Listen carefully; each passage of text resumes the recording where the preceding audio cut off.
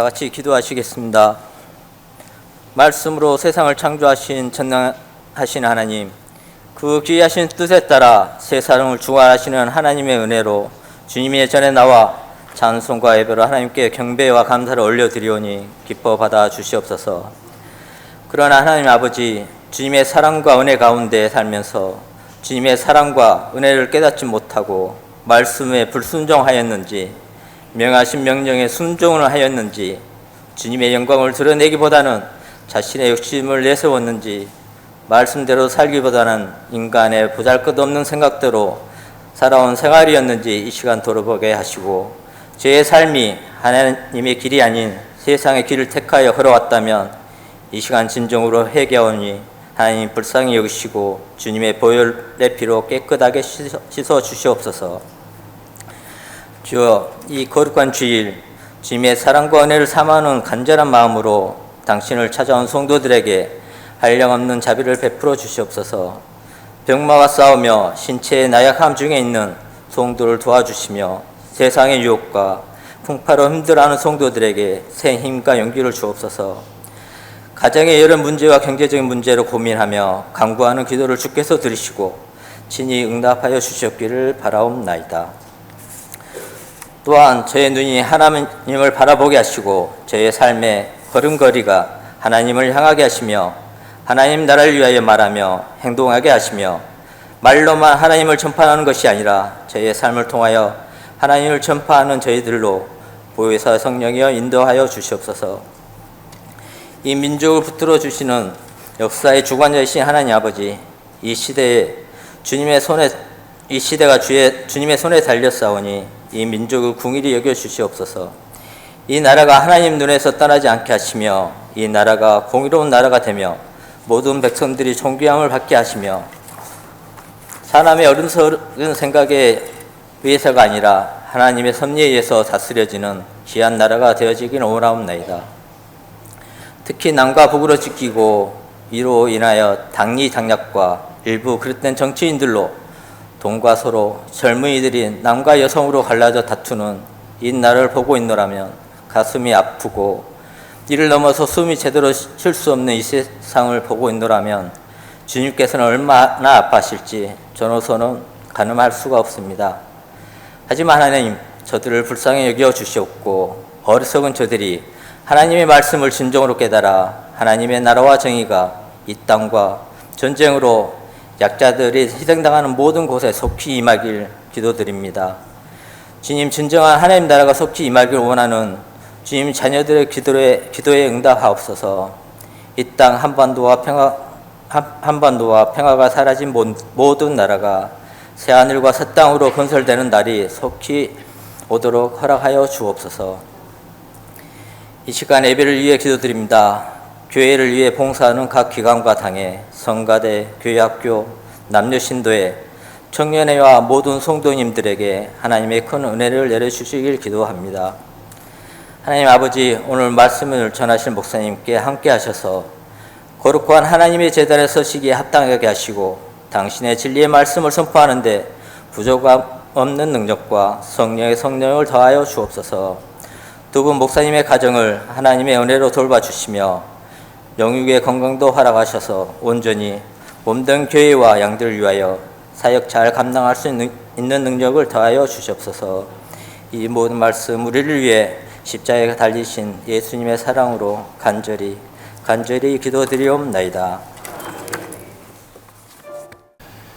요한복음 9장 1절부터 12절 말씀 교독합니다. 1절, 예수께서 길을 가실 때 나을 때부터 맹인된 사람을 보신지라.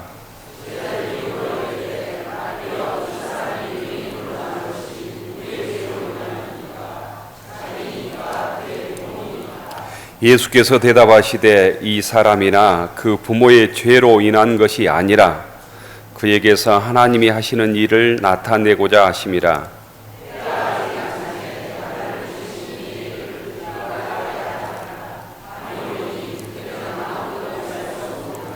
내가 세상에 있는 동안에는 세상의 빛이로라.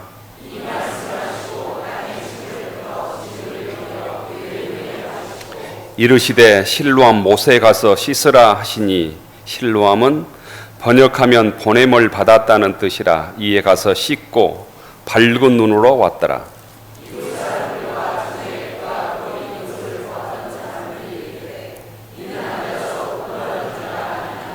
어떤 사람은 그 사람이라 하며 어떤 사람은 아니라 그와 비슷하다 하거늘 자기 말은 내가 그러하니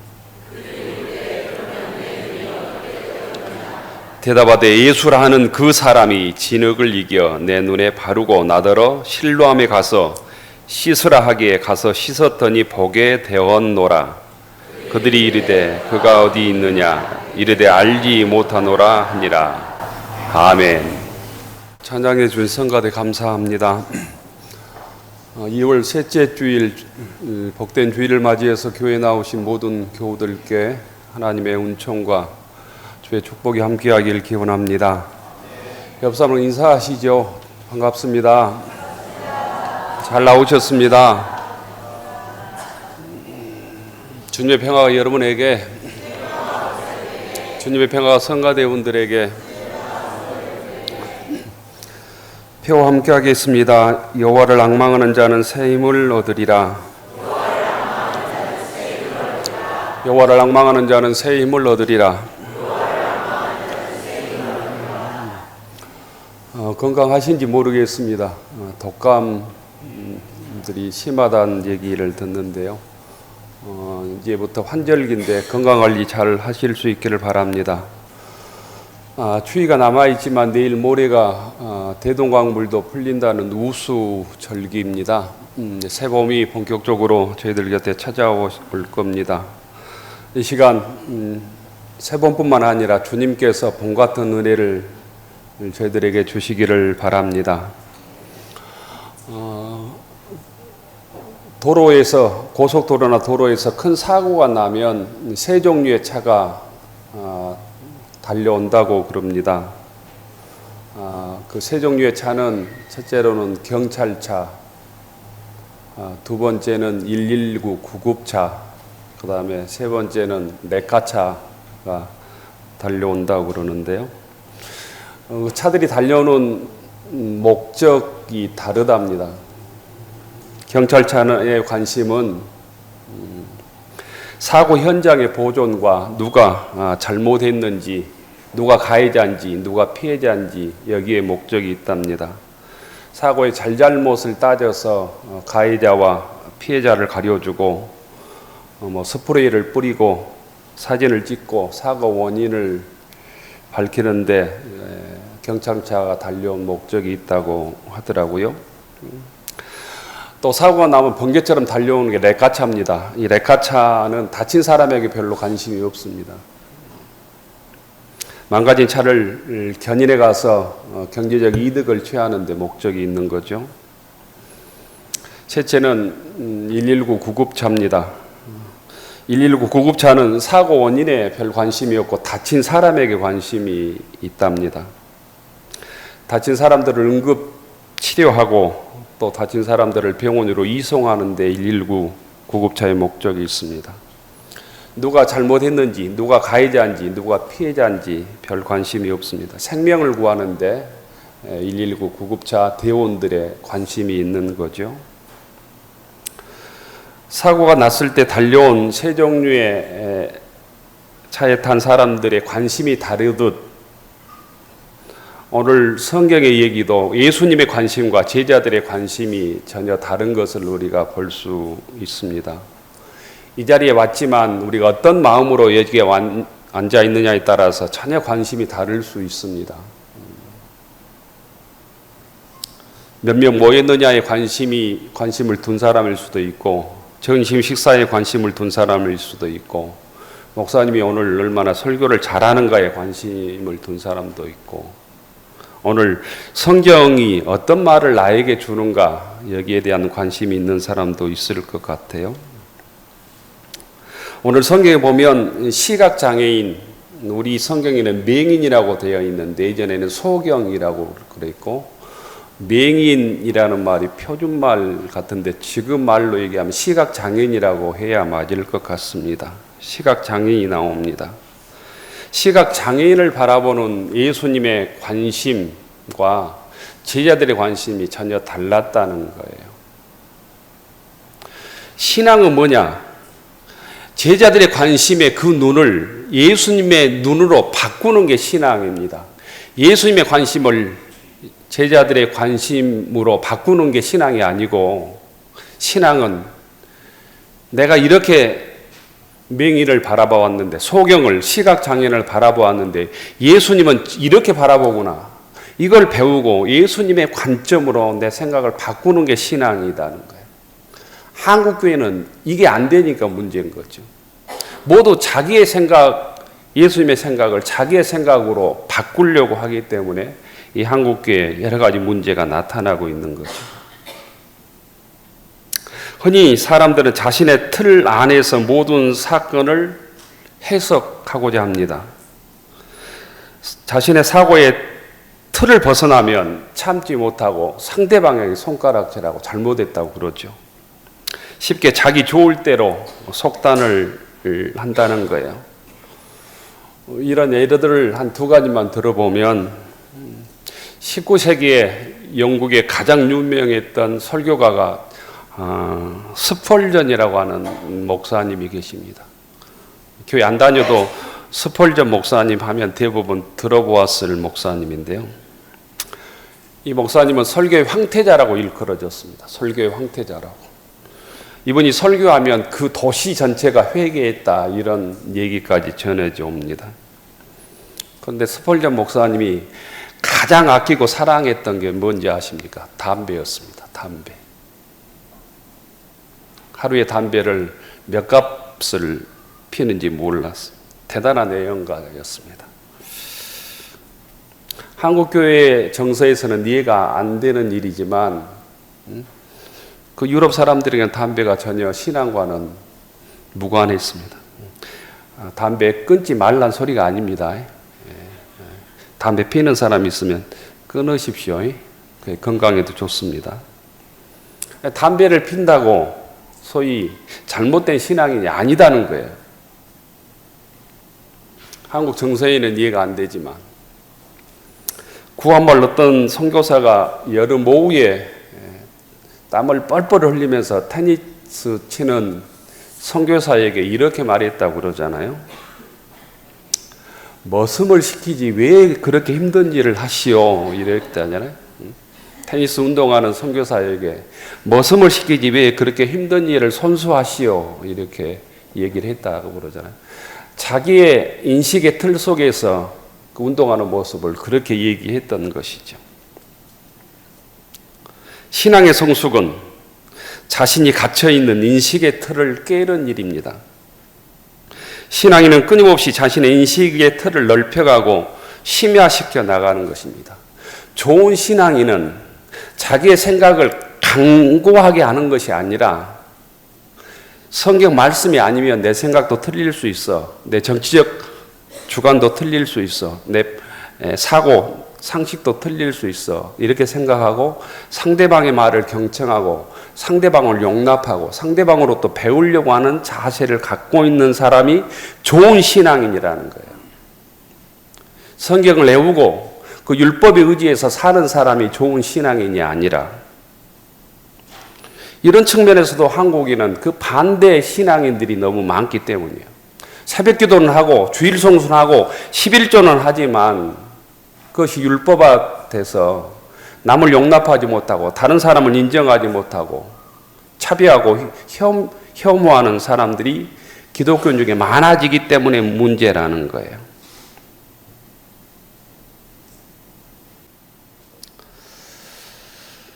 율법 조항에 얽매여서 주님의 뜻을 거슬러서는 안 됩니다. 그러니까 제자들은 자기의 기존관념, 율법에 의지해서 시각장애인을 바라보면서 이 시각장애인의 이 지금 억울한 상황이, 이 부끄러움이 누구 죄입니까? 자신의 죄입니까? 부모의 죄입니까? 이렇게 예수님께 따집니다. 자신의 죄인지 부모의 죄인지 조상의 죄인지를 알려달라, 이렇게 얘기하는 거예요. 신앙은 주님의 말씀, 주님의 뜻을 나의 삶의 기준으로 받아들이는 부단한 훈련이고 결단입니다. 개인 교주의 말이나 유명한 강사의 말이나 권력자의 말이나 어떤 목사의 말이 내 신앙의 기준이 될 수 없다는 거예요. 목회자는 하나님의 말씀을 최선을 다해서 공부하고 연구해서 증언하는 사람입니다. 스피커예요. 이 스피커가 잘못되면 다른 목소리가 나오게 되는 것이죠. 여러분들은 스피커를 점검할 필요가 있어요. 나에게 하나님의 말씀을 전해주는 목사가 바르게 하나님의 말씀을 전하고 있는지를 점검하고 검증할 필요가 있다는 거예요. 말씀을 전하는 목회자도 인간이고 한계가 있기 때문에 실수할 수도 있고 약함도 있고 부족함도 있고 그렇습니다. 오늘 성경 말씀으로 돌아가 봅시다. 태어날 때부터 소경, 시각장애인으로 태어난 사람을 예수님께서 고쳐주십니다. 하루는 예수님과 제자들이 함께 걸어갑니다. 태어날 때부터 소경된 사람이 앉아서 구걸합니다. 눈이 안 보이니까 먹고 살 수 있는 방법이 없는 거죠. 구걸하는 방법밖에. 이 모습을 예수님께서 보셨습니다. 유명한 성서학자 에레미야스라고 하는 사람은 이렇게 얘기합니다. 예루살렘 성전을 중심으로 수많은 구걸꾼들이 있었다는 거예요. 구걸하는 사람들이 있었다는 거예요. 그런데 예수님께서 길을 가다가 그 소경을 의도적으로 보았다는 거예요. 의도적으로. 한 사람을 보았다는 거예요. 다른 많은 구걸하는 사람이 있었지만 그 한 사람을 주님께서 보셨다는 것. 이 시간 주님께서 나 한 사람을 보고 계시는 줄로 믿습니다. 주님께서 내 속에서 하늘에서 우리 함께 곧 나를 보시고 나를 위해서 관심을 갖고 계신다고 하는 사실도 믿을 수 있기를 바랍니다. 이 소경과의 만남은 예수님께서 의도하신 만남이라고 신학자 에레미야스는 얘기하고 있습니다. 이때 제자들이 예수님께 묻습니다. 이 소경이 소경된 것은 이 구걸하고 있는 이 모습은 자신의 죄의 결과입니까? 아니면 부모의 죄의 결과입니까? 예수님께는 곧바로 답변을 이렇게 하시죠. 자신의 죄악도 아니다. 자신의 죄 때문도 아니다. 부모의 죄 때문도 아니다. 그를 통해서 하나님의 일을 나타내기 위함이다. 그를 통해서 하나님의 일을 나타내기 위함이다. 뭔가 삶이 안 풀리면 그 사람에게 문제가 있다고 우리는 생각하지요. 그리스 신화에서도 갑작스러운 실패나 병이 찾아오면 집안에 우환이 생기면 죄를 지어서 신에게 벌을 받는다고 유럽의 사상, 그리스 사상에서도 그 사상이 아주 강했습니다. 하지만 오늘 예수님은 이 얘기를 통해서 단순하게 이렇게 얘기를 하는 거예요. 그것 소경의 잘못이 아니야. 이 시각장애인의 잘못이 아니야. 네 잘못이 아니야. 이렇게 얘기하는 거예요. 예수님은 우리에게 갑자기 찾아오는 고통, 불행에 대해서 우리의 죄 때문이 아니라고 위로해 주십니다. 예수님께서는 누가복음 13장에 보면 예루살렘 망대가 쓰러져서 18명이 죽는 사건이 나옵니다. 그 18명이 죽은 사건에 대해서도 그 사람들이 너희보다 죄가 더 많아서 죽은 게 아니야. 이렇게 말씀을 해 주셨습니다. 보통 사람들은 어떤 어려움을 당하면, 실패하면, 고난을 당하면 보통 사람들은 그 사람을 향해서 말을 하지 않지만 무슨 네 잘못이 있었겠지. 네가 게을러서 이런 문제가 일어났겠지. 네가 무능력하기 때문에 그 어려움을 당한 것 아니야?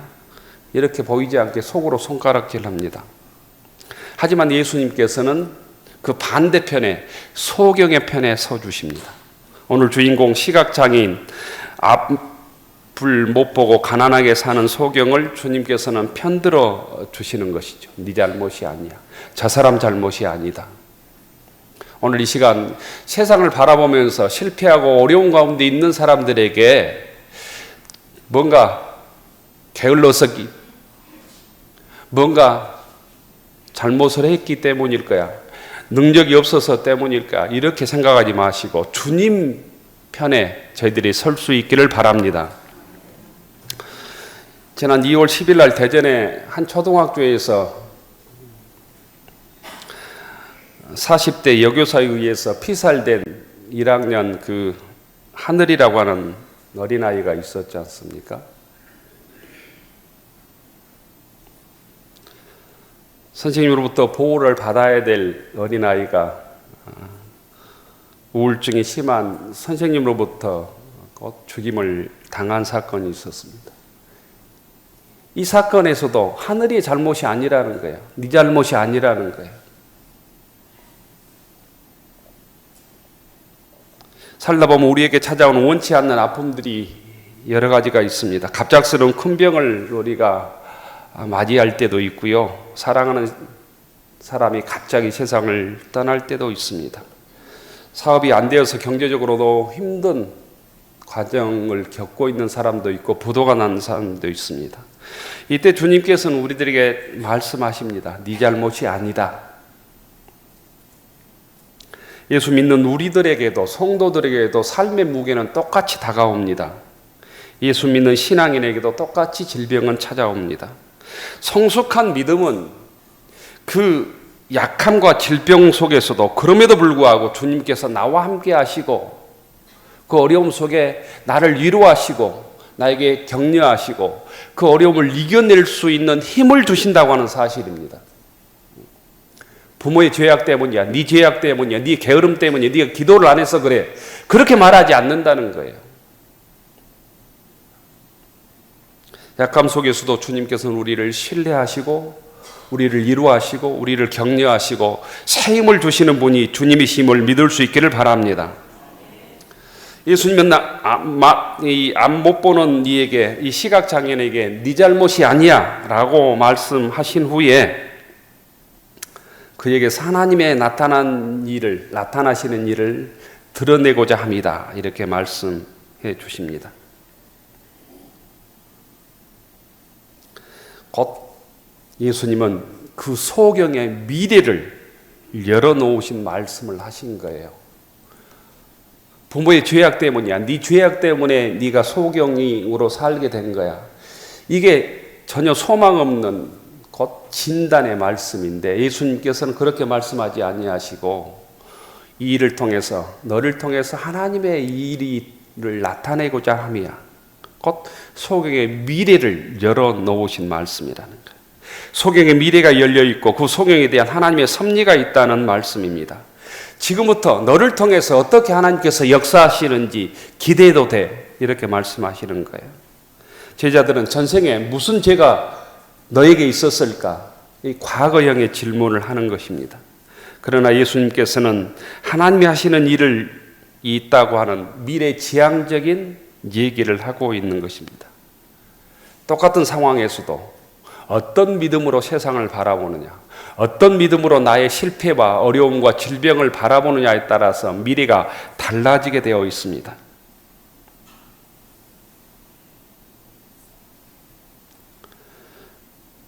이 소경의 미래를 보면 하나님께서 이 소경을 통해서 하나님의 역사를 드러내려고 해 라고 했을 때 소경된 자가 나중에 눈을 뜨지만 눈을 떴다고 해보십시오.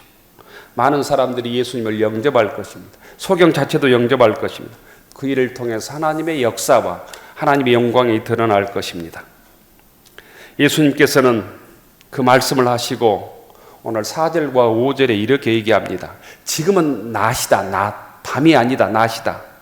이 낮에는 나를 보내신 일을 우리가 해야 된다. 밤이 오리니 그때는 아무 일도 할 수 없다. 5절에 보면 내가 세상에 있는 동안에는 세상들의 빛이다. 내가 있는 동안에 너희들이 일을 해야 돼. 주님의 일을 해야 돼. 하나님의 일을 해야 돼. 이런 뜻이고 곧 지금 낮이니까 나도 최선을 다해서 밤이 되기 전까지 일을 하는 것이다. 십자가에 죽기 전까지 내가 하나님의 일을 하는 것이다. 이런 거예요. 예수님은 나를 보내신 이의 일, 즉 하나님의 일을 우리가 해야 된다고 말씀하는 거예요. 우리가 누구입니까? 먼저는 예수님과 제자들이고 나아가서는 그 말씀을 듣는 우리들이에요. 나를 보내신 아버지의 일을 내가 나시기 때문에 할 뿐이다. 구체적으로 말씀을 드리면 예수님이 왜 자신이 소경의 눈을 뜨게 해주는가를 이렇게 말씀하시는 거예요. 곧 하나님께서 나를 보내셨기 때문이다. 지금 주님의 일을, 하나님의 일을 내가 해야 되기 때문이다. 나시기 때문이다. 밤이 오면 일할 수가 없다. 다시 말하면 십자가를 지기 전까지는 내가 사람을 살리는 일, 사람을 구원하는 일, 복음을 전하는 일을 내가 해야 된다. 너희들도 마찬가지다. 기회가 있을 때, 시간이 있을 때 주님의 일을 해야 된다는 것. 예수님은 그런 사명감을 가지고 이 땅에서 복음을 전하시고 제자들을 가르치시고 병자를 고쳐주시고 하늘의 보좌 우편에 앉아 계시며 우리를 위해서 지금도 중보 기도하고 계신 줄로 믿습니다. 소경으로서 위대한 믿음의 족적을 남긴 사람 하면 헬런 켈러를 듭니다. 헬런 켈러는 자기의 장애에 대해서 이렇게 얘기한 적이 있습니다. 나는 나의 역경에 대해서 하나님께 감사한다. 왜냐하면 나의 역경 때문에 나는 나 자신을 발견했다. 나는 나의 역경 때문에 나의 일을 발견했다. 그리고 나의 역경 때문에 나는 하나님을 발견했다. 그래서 나는 나의 역경에 대해서 하나님께 감사한다. 교우 여러분, 여러분들도 여러분들의 삶 속에서 여러분의 인생에서 낫이라고 생각할 때, 햇볕이 있다고 생각할 때 주님을 위해서 일할 수 있기를 바랍니다. 아직 낫이라는 시간이 저물기 전에, 어둠이 오기 전에 주님의 몸된 교회를 위해서 헌신할 수 있기를 축원합니다. 80이 되고 90이 되면 내가 내 인생의 낫이었을 때, 건강에 있을 때, 직장에 있을 때, 시간이 있을 때, 물질이 있을 때 더 바르게 헌신할 걸, 주님을 위해서 충성할 걸, 이웃을 위해서 함께 나눔을 가질 걸, 이렇게 안타까워하는 교우들이 지금 있을 것입니다. 주님께서 우리를 부르시기 전에 우리에게 낫이라고 하는 시간을 주셨을 때 우리의 맡겨주신 사명에 최선을 다할 수 있기를 바랍니다. 직분을 감당하고 주님께 충성하고 주의 몸된 제단을 성실하게 섬겨갈 수 있기를 원합니다. 물질과 시간이 있을 때 물질을 들여서 주님의 일을 감당하고 주님께서 기뻐하시는 일에 동참하는 교우들이 되기를 바랍니다. 재능이 사라지기 전에, 젊음이 사라지기 전에, 기회가 사라지기 전에 주님께서 우리에게 주신 은혜를 드러내는 믿음의 교우들이 되기를 축복합니다. 오늘 5절에 보면 내가 세상에 있는 동안에는 내가 세상의 빛이로라, 빛이다라고 말씀하시면서 예수님은 땅에 침을 뱉어서 진흙을 이기셔서 이 시각장애인의 눈에 발라주십니다. 그리고 실로암에 가서 씻으라고 말씀해 주십니다. 침으로 이긴 진흙을 소경에 발라주셨다고 그때 소경이 눈을 뜬 게 아닙니다. 연못에 가서 씻으라고 말씀하셨습니다. 소경이 실로암 연못에 가는 게 가능합니까? 눈을 떠야 가능하지. 소경이 실로암 연못에 찾아가는 일이 결코 쉬운 일이 아닙니다. 예수님께서 치유관념을 보면 대부분 반대로 얘기를 해요. 눈을 뜨고 실로암에 가서 씻으라고 해야 되는데 눈을 떠주지 않고 그냥 진흙을 바르고 가서 씻으라고 얘기하는 거예요. 소경은 전혀 앞을 볼 수 없습니다. 한두 발자국 뛰기도 쉽지 않습니다. 안내자가 없으면. 실로암 연못까지는 꽤 먼 거리예요. 실로암 연못에 내려가는 길은 33개의 계단이 있었다고 합니다. 우리에게는 아무것도 아닌데 소경에는 연못까지 찾아가는 일, 33계단을 내려가서 연못에 자기의 눈을 씻는 일이 쉽지 않는 일입니다. 그러나 소경은 끝까지 그 어려운 일에 순종했습니다. 힘들었지만 실로암 연못에서 눈을 씻을 때 눈이 밝아졌습니다. 7절에 보면 이제 가서 씻고 밝은 눈으로 왔더라 했습니다. 끝까지 순종하는 것이 힘들어도 순종하는 것입니다. 주님의 말씀이라면, 주님의 진리의 말씀이라면 힘들어도 어려워도 끝까지 순종하는 믿음의 교우들이 되기를 바랍니다. 교우들 여러분, 은혜 받기를 원하십니까? 인간적인 체면, 부끄러움, 자존심을 내려놓아야 합니다. 마지막까지 순종할 때 은혜를 체험하게 되어 있습니다. 이 실로암은 번역하면 보냄을 받았다라는 뜻을 가지고 있다고 합니다. 보냄을 받았다.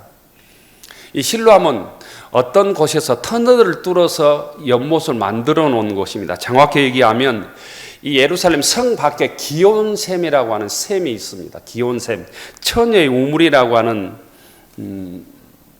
우물인데, 성 밖에서 히스기야가 몇백 년 전에 소위 아수르가 쳐들어올 때 성의 사람들에게 물을 대기 위해서 한 530m의 터널을 뚫었습니다. 예루살렘 밑으로. 지금도 성지순례 가보면 그 터널을 530m를 걸을 수 있습니다. 성지순례 일정에 참여를 시키면 530m의 터널을 뚫어서 그 예루살렘 성 안에 물을 고이게 했고 그것을 실로암이라고 붙였습니다. 그래서 기온샘에서 실로암까지 이어져서 그 실로암이 보냄을 받은 샘물이다, 이런 뜻을 가지고 있는 거예요. 구약 성경 역대하 32장, 또 열왕기하 20장, 또 이사야 8장에 보면 그 얘기가 조금씩 나와 있습니다. 교우 여러분, 우리에게 들려주신 소경의 치유사건, 시각장애인의 치유사건은 요한복음에서는 그게 하나님의 사인입니다. 징표입니다. 예수님께서 세상의 빛이라는 징표, 사인이에요. 예수님께서 세상의 구원자라고 하는 사인이 소경의 눈을 떠준 사건입니다. 주님께서 오늘 이 시간 우리에게 오셔서 구원자가 되어주시고 말씀을 통해 우리의 영적인 눈을 띄워주신 분이 주님이신 줄로 믿습니다. 주의 말씀에 순종함으로 실로암 연못 가서 눈을 씻음으로 소경은 눈을 떴습니다. 여러분은 어떻게 영적인 눈을 뜨겠습니까? 이 시각장애인은 주의 말씀에 순종하여 실로암에 가서 눈을 떴다면 여러분은 어떻게 눈을 뜨려고 하십니까? 내가 눈을 뜨기 위해서 주님 앞에서 어떤 결단을 해야 될지 각자가 다를 수 있어요. 직분에 따라서 다를 수 있습니다. 환경에 따라서 다를 수 있어요. 나이에 따라서 다를 수 있습니다. 결단하셔야 된다는 거예요. 눈을 뜬 소경은 예루살렘의 화제가 되었습니다. 유명이 된 것이죠. 어제까지 구걸했던 자가 지금 밝은 눈으로 돌아다니니까 유명인이 되지 않았겠습니까? 사람들이 그 옆에서 연예인을 보듯 수근수근 거립니다. 저 사람 맞아? 아니야. 저 사람 어제 예루살렘 성전 앞에 앉아 있었던 소경이야. 아니야. 다른 사람이야. 그때 이 눈뜬 소경이 제가 맞습니다. 이 구절에 그렇게 얘기하죠. 그러면 누가 당신의 눈을 떠주었냐? 예수라는 사람이 나에게 진흙을 바르고 실로암에 가서 눈을 씻으라고 해서 내가 눈을 떴습니다. 그러면 당신은 그 사람이 누구라고 생각합니까? 우리가 읽지 못했지만 17절에 보면 그는 선지자입니다. 이렇게 이 구걸하던 사람이 예수를 증언하고 있는 모습을 볼 수 있습니다. 17절 마지막에 보면 그는 구원자입니다. 그는 선지자입니다. 이렇게 대답합니다. 그리고 33절에 보면 그분이 하나님으로부터 오신 분이 아니라면 아무것도 할 수 없었을 것입니다. 이렇게 고백하는 얘기가 나옵니다. 교우 여러분, 시각장애인인 이 소경은 스스로 자기의 문제를 해결하는 것이 아닙니다. 빛 대신 예수 그리스도를 만났기 때문에 자신의 문제를 해결할 수 있었습니다. 교우 여러분, 주님은 우리 어둠을 물리쳐 주시고 우리에게 빛을 비춰 주시는 구원자입니다. 우리를 어둠에서 빛으로 옮겨 주시는 분이죠. 우리의 절망을 희망으로 바꾸어 줄 분입니다. 그 주님 앞에 무진교회 모든 교우들이 다가서기를 원합니다. 나아가기를 원합니다. 그 주님 앞에 무릎을 꿇고 주님의 손길을 체험하기를 원합니다. 소경에게 주님께서 친히 진흙을 발라주셨던 것처럼 우리의 병든 부분들을 주님께서 친히 안수해 주시고 치료해 주시길 원합니다. 이 시간 파랑이는 빛 대신 예수님께서 우리 마음속에 어두운 군을 물리쳐 주시고 주님의 빛으로 환하게 비춰 주시기를 바랍니다. 그리하여 우리가 어둠의 삶에서 빛으로, 절망에서 희망으로, 질병에서 건강으로 바꾸어지는, 주님을 만남으로 우리 인생이 바꾸어지는 은혜를 경험하는 무진교회 모든 교우들이 되기를 축원합니다. 오늘 예수님은 소경을 통해서 하나님의 하시는 일을 직접 드러내십니다. 성경에 보면 이 실로암은, 이 소경은 실로암 연못에 가서 눈이 밝아져서 이제는 실로암 연못의 의미대로 보냄을 받은 자의 삶을 살았습니다. 구걸했던 삶에서 주님을 증언하는 삶을 살았습니다. 구걸했던 생활에서 주님을 증거하는 제자의 삶을 살았다는 것입니다. 여러분은 주님을 통하여 어떤 삶을 살기를 원하십니까? 저희들도 우리의 삶이 주님을 통해서 바꿔지고 변화되고 사람 낚는 어부의 삶을 살기를 원합니다. 그러기 위하여 말씀을 통하여 우리 영적인 눈이 떠져야 합니다. 우리가 영적인 소경이 있다면, 소경으로 살고 있다면 주님 앞에 나아가야 합니다. 주님, 나에게도 진흙을 발라주십시오.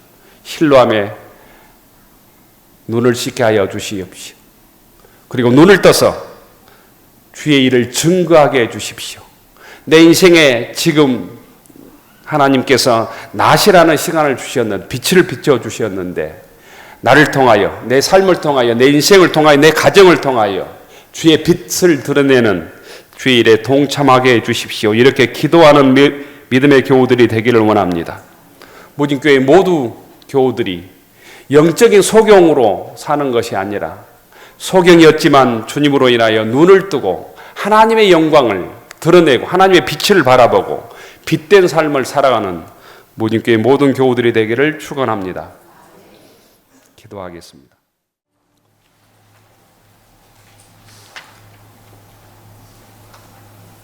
하늘 우러러 축원하옵나니 이제는 이 땅에 빛으로 오신 예수 그리스도의 은혜와 저희들을 끝까지 사랑하신 하나님의 끝없는 사랑하심과 우리 함께 하시며 우리를 도우시는 성령님의 감동 감화 역사하심이 실로암 연못으로 허락하신 무진교회에서 주의 말씀에 순종함으로 영적인 눈을 뜨고 회복하여 세상에 빛이신 주님의 증류로 살아가기로 다짐하는 교우들 머리 위에, 우리의 가정과 일터위 위에, 우리의 자녀들 위에, 무진교회 믿음의 공동체 위에 이제로부터 영원까지 함께하여 주시기를 간절히 축원하옵나이다. 아멘.